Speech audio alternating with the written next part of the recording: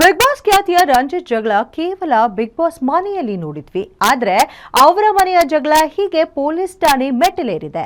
ಜೊತೆಯಲ್ಲಿ ಬೆಳೆದ ರಂಜಿತ್ ಹಾಗೂ ಸಹೋದರಿ ರಶ್ಮಿ ನಡುವೆ ಈಗ ಆಸ್ತಿ ರಂಪಾಟ ಶುರುವಾಗಿದ್ದು ಪೊಲೀಸ್ ಠಾಣೆಯಲ್ಲಿ ಕೇಸ್ ದಾಖಲಿಸಿದ್ದಾರೆ. ಈ ಕುರಿತಾದಂತಹ ಸ್ಟೋರಿ ಇಲ್ಲಿದೆ.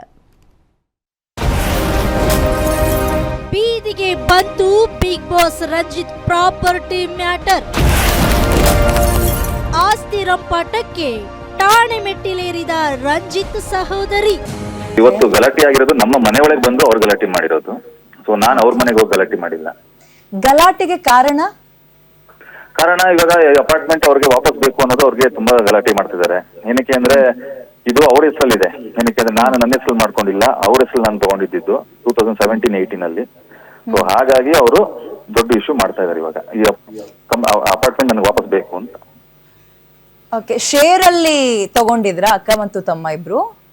ಹೌದೌದೌದು, ಶೇರಿಂಗ್ ಅಂದ್ರೆ ನಾನು 2017 ಅಲ್ಲಿ ಮುಂಬೈಲಿ ಇರ್ತಿದ್ದೆ. ನಾನು ಶನಿ ಸೀರಿಯಲ್ ಮಾಡ್ಬೇಕಾದ್ರೆ ನಾನು ಮುಂಬೈಲಿ ಇರ್ತಿದ್ದೆ. ಸೊ ಆರ್ಟಿಸ್ಟ್ಗಳಿಗೆ ಲೋನ್ ಆಗಲ್ಲ ಅನ್ನೋ ಒಂದೇ ಒಂದು ಕಾರಣಕ್ಕೆ ನಾನು ಅಕ್ಕನ ಹೆಸರಲ್ಲಿ ಮಾಡಿದ್ದು. ಏನಕ್ಕಂದ್ರೆ ಶಿ ವಾಸ್ ಸ್ಯಾಲ್ರಿಡ್ ಅವ್ರಿಗೆ ಲೋನ್ ಆಗುತ್ತೆ ಅನ್ನೋ ಕಾರಣಕ್ಕೆ ಕೊಟ್ಟಿದ್ದು.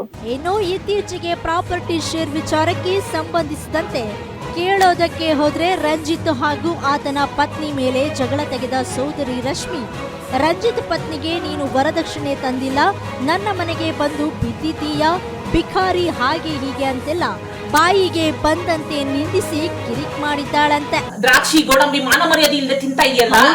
ಹೌದು, ನೀವು ಮಾನ ಮರ್ಯಾದೆ ಕೂತಿದ್ದೀಯಲ್ಲ. ನನ್ನ ಗಂಡನ ಮನೇಲಿ ನಾನು ಇರೋದು ಕಣೆ. ನಾನು ನನ್ನ ಗಂಡನ ಮನೇಲಿ ನೀನು ಬಂದು ಕೂತಿದ್ಯಾ ಭಿಕಾರಿ. ನನ್ನ ಮನೆಗೆ ಬಂದ್ಬಿಟ್ಟಿರೋದು. ಅಲ್ಲೋ, ನನ್ನ ಗಂಡನ ಮನೇಲಿ ನೀವು ಕೂತಿರೋದು. ನೀನು ಭಿಕಾರಿ, ನೀನು ಚಪ್ಪರ್, ನೀನು ಭಿಕಾರಿ. ನಾನಲ್ಲ, ನೀನ್ ಭಿಕಾರಿ, ನೀನ್ ಚಪ್ಪರು. ಯೂಸ್ ಮಾಡಂಗಿಲ್ಲ. ಅಲ್ಲೋ, ಯೂಸ್ ಮಾಡಂಗಿಲ್ಲ ಅಷ್ಟೇ. ಕಿಚ್ಚು ಯೂಸ್ ಮಾಡಂಗಿಲ್ಲ. ಏನಕ್ಕೆ ಅಡಿಗೆ ಮಾಡ್ಕೊಂತಾಳಂತೆ. ನೆನ್ನೆ ತರ ನುಂಗಿ ಆಗಿರೋದ್ರಿಂದ ಕೋರ್ಟ್ನಲ್ಲಿ ಬಗೆಹರಿಸಿಕೊಳ್ಳುವಂತೆ ಸೂಚಿಸಿರೋ ಅಮೃತಹಳ್ಳಿ ಪೊಲೀಸರು ಎನ್ಸಿಆರ್ ದಾಖಲಿಸಿಕೊಂಡು ಕಳುಹಿಸಿದ್ದಾರೆ. SK Manjunath, crime bureau, Guarantee News. ನನ್ನ ಬಟ್ಟೆ ಸೇರಿಸಿ ಹೊಡೆದಿದ್ಯಾ?